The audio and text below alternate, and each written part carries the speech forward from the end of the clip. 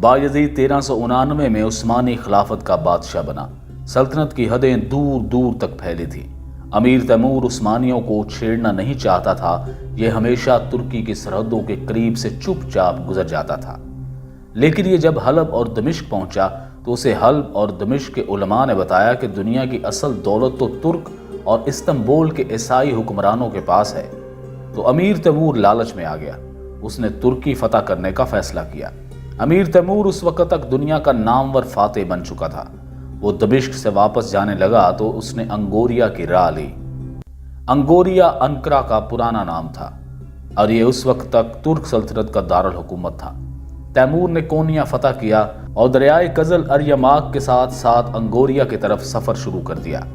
یہ انگوریا کے مضافات میں پہنچا تو بایزید یلدرم فوج لے کر پہنچ گیا۔ تیمور اور بایزید افہام و تفہیم کے ساتھ معاملات طے کر سکتے تھے، لیکن بایزید کے تکبر نے معاملہ بگاڑ دیا۔ بایزید نے تیمور کو خط لکھا اور خط میں اسے برا بھلا کہہ دیا۔ تیمور مزید بگڑ گیا۔ جنگ شروع ہوئی۔ ترکوں کی فوج تکنیک میں تیموری فوج سے زیادہ مضبوط تھی۔ ان کے پاس ایسی گھوڑا گاڑیاں تھیں جن کے پہیوں پر تلوار نما دھانتریاں لگی تھیں۔ یہ دھانتریاں راستے میں آنے والے سپاہیوں اور گھوڑوں کو کاٹ ڈالتی تھیں۔ آپ کو یہ گاڑیاں بنہر اور گلیڈیٹر جیسی فلموں میں اکثر نظر آتی ہیں۔ تیمور کے لیے یہ گاڑیاں نئی تھیں، چنانچہ تیموری فوج کو بھاری نقصان ہوا۔ تیمور نے اس وقت تک بارود کا استعمال سیکھ لیا تھا۔ یہ لوگ مٹی کے کوزوں میں بارود بھر کر دستی بم بناتے تھے۔ یہ بم کو رسی سے باندھتے، فلیتے کو آگ لگاتے، کوزے کو سر پر گھماتے اور دشمن کی فوج میں پھینک دیتے۔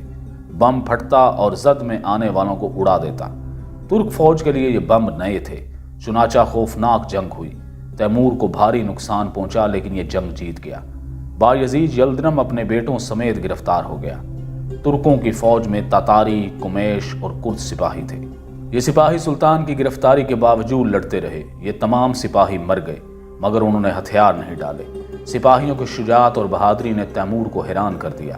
جنگ کے بعد تیمور میدان جنگ میں گیا۔ ترک سپاہیوں کی لاشیں دیکھی۔ سپاہی مر چکے تھے لیکن ان کے ہاتھوں میں تلواریں تھیں۔ تیمور نے بایزید یلدرم کو بلایا اور حیران ہو کر اس سے پوچھا، یلدرم تم بہت بے وقوف ہو۔ تمہارے پاس ایسے شاندار سپاہی تھے مگر تم نے ان سے فائدہ نہیں اٹھایا۔ تمہیں چاہیے تھا تم ایسے ثابت قدم دلیروں کی ایک ایسی فوج بناتے جس کی موجودگی میں کوئی تمہیں فتح نہ کر سکتا۔ تم نے ایسا کیوں نہیں کیا؟ شکست خوردہ یلدرم نے کف افسوس ملا اور تیمور سے کہا، یا امیر، انسان کو نعمت کی قدر اس وقت ہوتی ہے جب یہ اس کے ہاتھ سے نکل جاتی ہے۔ یہ دلیر لوگ واقعی نعمت تھے، افسوس میں اس نعمت سے فائدہ نہ اٹھا سکا۔ امیر تیمور عجیب و غریب شخص تھا۔ وہ اپنے مفتوحہ علاقوں کے شاہی خاندانوں کے چیدہ لوگوں کو زر ضمانت بنا کر اپنے پاس رکھ لیتا تھا۔ یہ لوگ اپنے مقامی لباس میں اس کے دربار میں بیٹھتے تھے۔ تیمور ان لوگوں کو دیکھ کر خوش ہوتا تھا۔ تیمور نے بایزید یلدرم اور اس کے بیٹوں کو بھی اپنی تحویل میں لے لیا۔ یہ یلدرم کو عزت دیتا تھا لیکن ترکی جیسی سلطنت کی بادشاہت اور پھر امیر تیمور کے دربار کا ایک مہرہ بننا یلدرم کے لیے زندگی اذیت بن گئی۔ وہ روز اپنی کھوئی ہوئی سلطنت کو یاد کرتا، انگوریا کو یاد کرتا، کونیا کے درویشوں کا رقص یاد کرتا اور اپنے دربار کی شان و شوکت کو یاد کرتا اور پھر اپنی فوج کی شجاعت کو یاد کرتا اور پھر اپنی بے وقوفیوں اور حماقتوں کو یاد کرتا اور پھر دیر تک غمناک ہو کر بیٹھا رہتا۔ عثمانی خلافت کا بوجھ اسے آہستہ آہستہ کھوکھلا کر گیا۔ امیر تیمور آذربائیجان کی مہم کے لیے روانہ ہوا تو وہ بایزید یلدرم کو بھی ساتھ لے گیا۔ یلدرم غلام کی طرح تیمور کے ساتھ ساتھ چلتا تھا۔ یہ ذلت اس سے برداشت نہ ہو سکی، چنانچہ وہ دیار بکر کے مقام پر شدید بیمار ہو گیا۔ تیمور کو اس پر ترس آ گیا۔ اس نے اسے علاج کے لیے دیار بکر میں قیام کی اجازت دے دی۔ تیمور کا سفر جاری تھا کہ اسے یلدرم کا خط موصول ہوا۔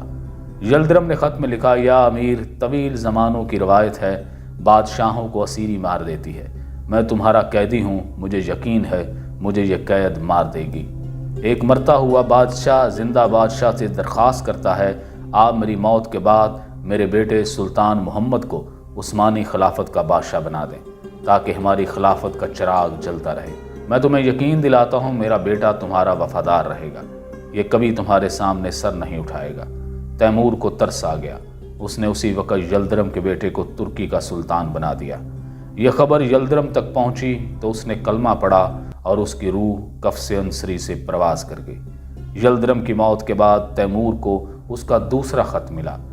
یلدرم نے تیمور سے درخواست کی، آپ اگر مہربانی فرمائیں تو آپ میری لاش کو بورسا میں میرے خاندان کے قبرستان میں تدفین کی اجازت دیں۔ تیمور نے یلدرم کی یہ درخواست بھی منظور کر لی۔ چنانچہ یلدرم کی لاش دیار بکر سے بورسا لائی گئی اور اسے بورسا میں اور خان غازی کے پائنتی میں دفن کر دیا گیا۔